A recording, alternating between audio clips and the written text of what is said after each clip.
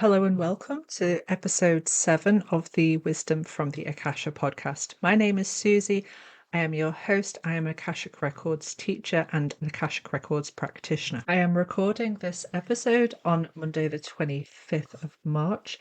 We are going through the energies of the lunar eclipse, and what this is bringing up is a lot of ending of karmic cycles and karmic relationships. So today I really want to dive into the topic of soul contracts. Soul contracts are a huge topic within the Akashic Records. When people come for Akashic Records readings, they are often asking about the nature of their soul contracts with people in their life, whether that's their partners or their children, and they want to really understand the terms of the contract that they have with this person. As I always do, I really want to define what it is that I'm going to be talking about. In this podcast, we're going to be focusing specifically on soul contracts between souls. So, a contract that you as a soul will have with, say, your child as another soul. We're not going to be talking about the soul contract that we essentially set out certain themes, certain archetypal energies, certain events that we want to occur before we come into this earth incarnation. From the Akashic Records perspective, that contract that we set out, the general themes for this lifetime, for this incarnation, we refer to that as the soul blueprint. So when I, as an Akashic Records teacher and practitioner, are talking about soul contracts, I am specifically referring to contracts between souls. Now that I have clarified exactly what it is that I mean when I'm talking about soul contracts, let's get into, first up, why would we even have these soul contracts? Why do we need them? What's the purpose of them? And how do they feel when you have a soul contract with another individual? Why would we have these soul contracts? What you have to understand from the Akashic Records perspective is one single incarnation, even if you live to be 100 years of age, is a very, very short amount of time from the perspective of the soul. And when we're looking at things from an Akashic Records perspective, we're given the opportunity to zoom out and see things from a much bigger picture perspective. For example, if you feel you're very naturally clairvoyant, so you have the ability to see energy that isn't able to be seen with the physical eyes, it's not that that's something natural that you're born with. It's because over multiple incarnations, you have worked specifically on strengthening and developing that particular clair sense. Everybody has all of the clair senses, and everybody is able to develop all of the clair senses. What you will see is that every incarnation you're building on the initiations that you have experienced in previous incarnations. One of the most potent ways that we learn, that we develop, and that we grow as a soul is through our relationships to other people, whether that be romantic relationships or any other type of relationship. These relationships we tend to experience over multiple incarnations. This is where soul contracts comes in. From a soul contract perspective, the contract is between the higher self of yourself and another individual soul. Here it can be helpful to remember that everybody that you come into contact with is a fractal of their own higher self, of their own soul. You are operating at a certain percentage fractal of your higher self.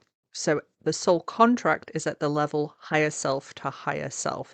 And then, of course, you have a human incarnation specific relationship, which is at the fractal to fractal level. I hope that makes sense. Over multiple incarnations, we develop relationships between ourselves and another soul. And based on the type of these relationships will depend upon the type of the soul contract that exists between those two souls. This does not mean that in every single incarnation you experience with another soul that you have incarnated with previously, that you are going to have the same roles. It is extremely normal for souls who choose to continually reincarnate with each other for them to change the roles around. So, for example, in a mother daughter situation, you may be the mother and have a daughter in this incarnation, but it may be that in a previous incarnation, your daughter was the mother and you were the child. This is extremely normal and it comes up all the time in people's Akashic Records readings. We tend to put soul contracts into one or another category. They would be classed as either empowering or disempowering soul contracts. Now, this is a little bit of a misnomer because ultimately, even difficult soul contracts are empowering. They just feel extremely difficult. So, this is why we have these categories of this is an empowering soul contract, this is a disempowering soul contract. And the main distinctive feature between these two categories is in an empowering soul contract, there will be this feeling of unconditional love. There is unconditional love between these two souls, and these soul contracts will support you, they will help you grow, they will help you evolve. In a disempowering soul contract, there does tend to be something karmic that needs to be resolved, something karmic that needs to be neutralized through the soul contract. The empowering soul contracts tend to be referred to as soulmate contracts. This does not mean that they have to be romantic relationships. Soulmates can come in all different forms. Also, in the empowering contract is the topic of twin flames. And this is a topic I'll probably do a separate podcast episode on because it's one of those topics that does exist. These contracts do exist, but there is a lot of misinformation out there in respect of those. So that topic itself probably deserves a separate podcast episode. On the disempowering contract side, we tend to call those karmic connections. That is because there is karma that needs to be worked through between the two souls. An important thing to remember is that regardless of whether or not a contract is empowering or disempowering, all soul contracts are designed to help us grow and evolve.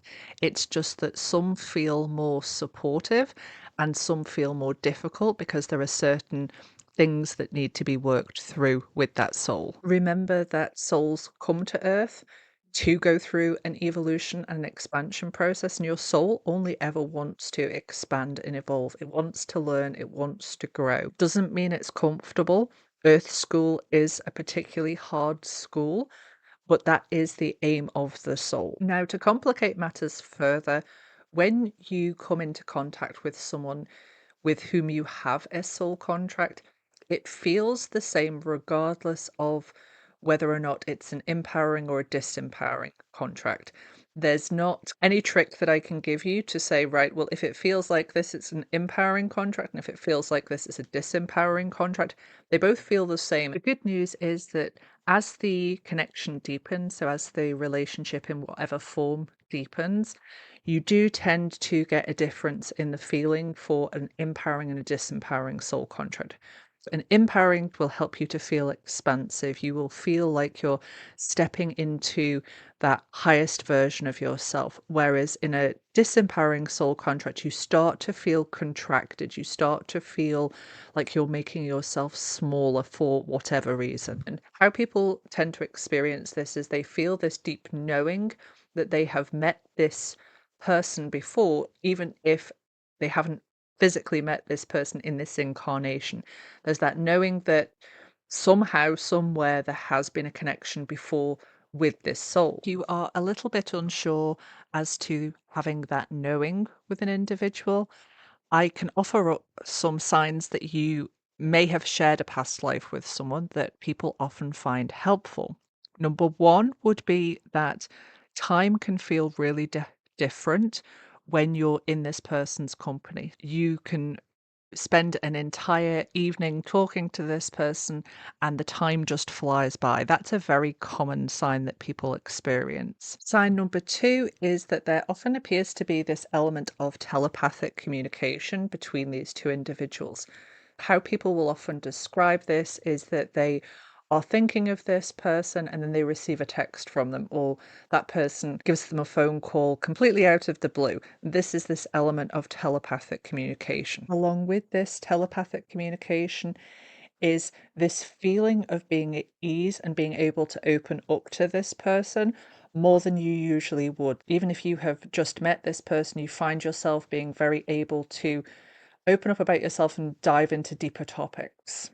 People will often find as well that at this stage where they are opening up, they seem to just gel with this person and they start to realize that the life experiences and circumstances and things that the other soul has been through tend to reflect or be very similar to that of the individual.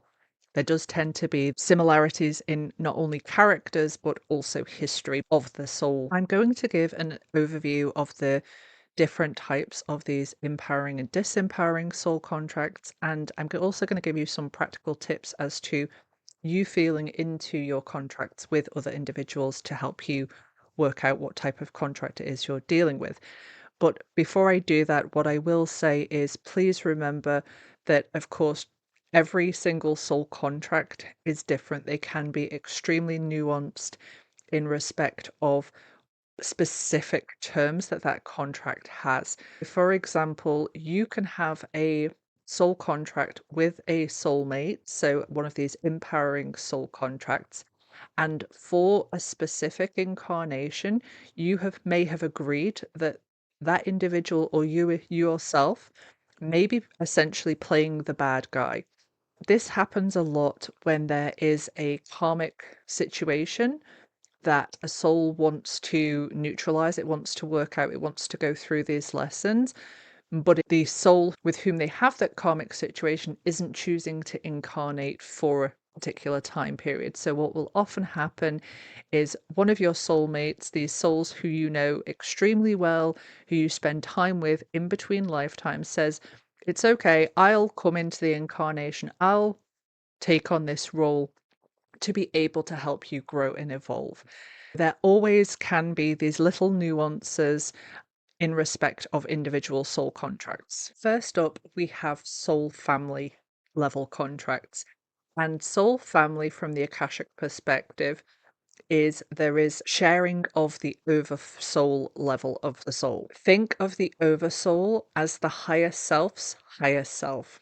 And when you have a soul family level connection with someone, you essentially come from the same oversoul group as that other soul. Then we have the soulmate connection. And in these connections, there is this connection between the higher self, the soul of you and the other individual, but you don't share the oversoul level. So it's not soul family, but there is this deep connection. And in soulmate level connections, you tend to have done multiple lifetimes together in many, many different roles.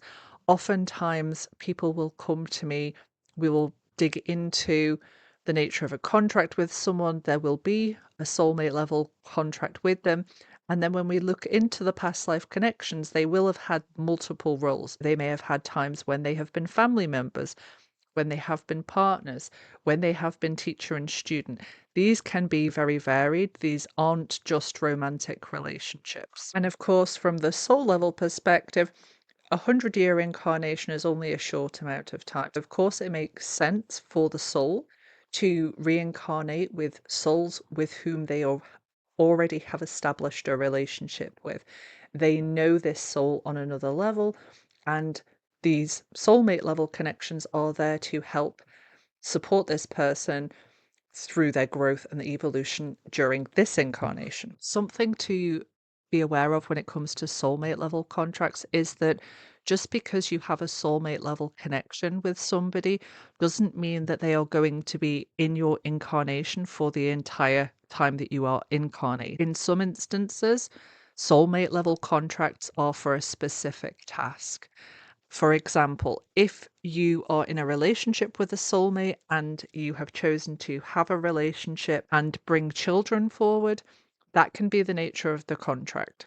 It doesn't mean that once you enter into a soulmate level relationship that you're going to be with that person forever. It is very normal for you to have multiple soulmate level connections throughout an incarnation, but you can have many different types of relationships with. I don't want anyone ever to think, well, I was in this relationship, this person was definitely my soulmate, and now the relationship has ended. so I'm going to be alone forever. That's not the case. There are always multiple soulmates out there for every single individual. I have never read someone's Akashic Records who does not have multiple soulmates in this incarnation. True twin flames are another type of empowering soul contract that exist. And in a twin flame situation, what you have is the higher self, the soul, rather than choosing to send one fractal of itself into an incarnation, the soul has chosen to send two fractals, one divine masculine energy dominant and one divine feminine energy dominant fractal down. This has nothing to do with gender. I have seen twin flame scenarios that are the same gender, but it's this dominance of the specific energy. In these cases, that soul is trying to achieve two different perspectives within a certain time frame. In the twin flame scenario, you have come from the same higher self, you've come from the same soul. So in the twin flame situation, there does tend to be this even deeper connection than you would have with a soulmate level connection. As I said earlier, I will do a completely separate episode on twin flames if that's going to be helpful for some of you. But two of the common misconceptions that I want to address in this episode are: number one, everybody has a twin flame. Everybody has different fractals within their soul, different pieces of themselves, but not every soul that is incarnated now has a twin flame incarnated. A lot of the time, those other fractals will stay in different dimensions, being guides and helping that individual through the incarnation. Actual twin flames incarnated, so a divine masculine energy dominant fractal and a divine feminine energy dominant fractal being incarnated at the same time, is actually very rare. So, yes, everybody has twin flames, but no, not everybody has one incarnated at this time. If you don't worry, your twin flame is still there in a different dimension, helping you out as a guide. It all ultimately depends on whether or not that soul, prior to coming into the incarnation, has said, I want to have these two different experiences in physical incarnation or not. That's all it means. The other misconception that I see out there a lot is that twin flames are specifically about romantic relationships, and this is just not true. Twin flames are incarnated at the same time for a whole host of different reasons. Sometimes it is for romantic relationships, and of course, because of the energetic makeup, because this is another fractal of your higher self, there can be this extreme pull towards each other. But depending upon the actual soul contract between these two fractals will depend upon whether or not it's in respect of a romantic relationship in this lifetime. One of the most common themes that comes into play in respect of these twin flame soul contracts is that the twin flames come into each other's lives and trigger the other person's spiritual awakening. Whilst twin flame contracts are these empowering soul contracts, it does not mean that they will be easy. And regardless of what type of connection that you feel that you have with somebody, it is never a reason to stay in a relationship that is dangerous or abusive. Unfortunately, I will often have people reach out to me who express that they are staying in one of these awful situations because they believe that this person is their soulmate or their twin flame. And in an empowering soul contract situation, because there is this underlying frequency of unconditional love, this is never going to be the case. What often can happen is that you may have a karmic connection with somebody in which you're having this difficult relationship that you, because you feel this energetic connection, you have misinterpreted it to be a soulmate or a twin flame level connection. Karmic connections you will see referred to in many different ways. People will refer to them as you having a karmic cord with this individual, you have a soul tie with this individual. These are all karmic connection soul contracts. Before we get into the features of a karmic level connection, let's look at why a soul would choose any difficult soul contract relationship. Oftentimes people will say, well, why would I choose to have this difficult relationship with a partner, with a parent, with a boss? And I think Alan Watts put this beautifully when he says, imagine yourself being able to completely control your dreams. And to start with, when you're controlling these dreams, you make it beautiful. You live in a palace, you have access to everything that you want. What would start to happen after maybe 100 of these dreams is it would start to get very, very boring. And you would start to add certain challenges, certain difficulties into these dreams just to make it a little bit more interesting. You know you're in control of this dream, so you're wanting to experience some difficulties. Now, from the perspective of a soul who has gone through many, many incarnations, they often are wanting to optimize their evolution and growth. Old souls will often pick particularly difficult lifetimes, and it can be really difficult for them to understand that certain aspects has been chosen by them at this soul level to experience for the purpose of growth and evolution. But from the soul level perspective, it makes complete sense because they are wanting to experience this massive growth and evolution that is available during their time in this earthly incarnation. These karmic connections are designed to help us move from this third dimensional victim consciousness that we experience on earth, this why does this keep happening to me, into a higher level of consciousness of going, okay, what is the lesson that I can learn from this situation? What is it that this experience is teaching me? This is not an easy shift, and it is completely normal to have part of your experience feeling that life can be really difficult and that may have chosen an extremely difficult life with difficult players in your life. Spiritual development and spiritual growth requires this shift into this radical self responsibility, into this taking ownership of your own life and its circumstances. Please don't think here that I am victim blaming anybody or that I am not aware of the awful circumstances that people experience. I work with people all of the time who have been through extremely difficult situations and traumas in their lifetime. But when they are able to really start taking their power back and move into a place of self empowerment, that shift can be monumental in respect of the quality of the life that they have. Of course, not every situation is governed in respect of the terms of a soul contract between individuals. There is also free will on the part of the individual who is behaving in a certain way. In certain instances, it has nothing to do with a soul contract between two individuals. It has to do with perpetrators' free will and how they are choosing to behave, and then ultimately the karma that they are collecting for themselves. One of the most commonly asked questions I get in respect to soul contracts in general is, well, can I just break my soul contracts?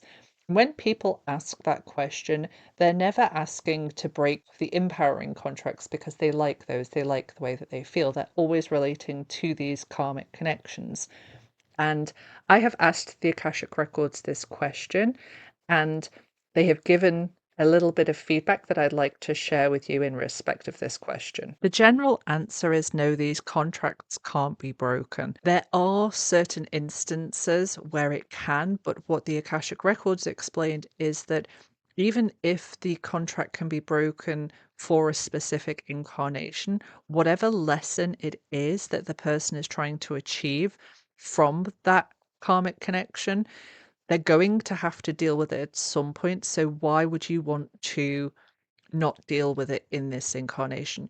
You can't break the contract and then just never have to deal with the lesson that it is that you're trying to learn. I'm sure that if you reflect back upon your life and certain times when you've had these karmic connections, these lessons to learn, you will also know that if you miss the lesson the first time around, it's going to come back in a different form. And the problem is that every time a lesson comes back around, it gets harder and harder, more uncomfortable and more difficult. So it's definitely the best option to take the opportunity to deal with the contract in the incarnation that you are in. The second thing that the Akashic Records wanted me to highlight in respect of this is trust the wisdom of the soul. Your soul has entered into this contract for a reason. There is a lesson that your soul wants to experience, and even though it might not make sense in the human level, there is a reason behind it. It's this trusting and surrendering that your soul has chosen this and that you have the power and the ability and the strength and the courage to get through this lesson. Even if it's difficult, you are equipped with everything that you need to face the lessons that your soul has chosen for an incarnation. Your higher self is guiding you through the incarnation, as are your guides. Please always feel able to connect into these energies for guidance, especially when you're feeling lost around these types of soul level connections. Your guides, your higher self, will always try to help you through these difficult experiences. If you have connections that you are wanting to feel into, whether or not this is a empowering or a disempowering contract, what I would say is, first of all, try to sit quietly and connect into the energy of the relationship. Bring that person into your mind and just try to feel into it. Get out of the head and into the heart and feel into the connection. Is it empowering you? Are you growing from the connection? Does it feel expansive? Does your heart chakra expand when you feel about this person? Or does it feel like you're going into a state of contraction? Do you feel like your heart chakra is closing at this time? If you can't feel into the relationship, you can always ask your heart the question of, is this an empowering contract or is this an disempowering contract? The heart chakra only ever answers with a yes or a no. Ask those questions individually and feel into the answer that the heart is giving you. If you have felt into this and you have got that it is a karmic connection and that it is this contracted feeling, try to ask your higher self the question, what is the lesson here that I am trying to learn? And then give yourself space to receive the answer in from your higher self. This can take time and it can take practice, but this can really help you start to navigate these relationships in your own life. To dive deeper into the nature of your soul contracts with specific individuals in your life and maybe understand the past life connections that you have with those people, please feel free to book in a one-to-one session with me for an Akashic Records reading where we can ask these questions, or of course come along to my next training in May where I'm going to be teaching you how to access your own Akashic Records, how to ask these questions for yourselves, and also how to undertake healing and clearing work in your own Akashic Records. For those of you who are in the membership, remember there is a full soul contracts workshop in there, which I recorded live in July last year. And we go really, really deeply into this topic. And there's loads of really great questions and answers from people who were attending live. So if you are in the membership, just go into the members area. And that's one of the workshops that's available in the members area for you to watch anytime. I hope this has been a helpful introduction for those of you who have maybe never come across the topic of soul contracts or who are confused by what they hear about soul contracts. Of course, if you have any questions on this episode, please pop it into the question section at the end or just drop me a DM on social media. All that is left to be said is I hope you all have a beautiful, restful Easter weekend. I am hoping that the sunshine returns to the Northern Hemisphere for the Easter weekend. If you are having time off, please enjoy, please rest, and please spend time with your loved ones. And I will see you all next week for the next episode.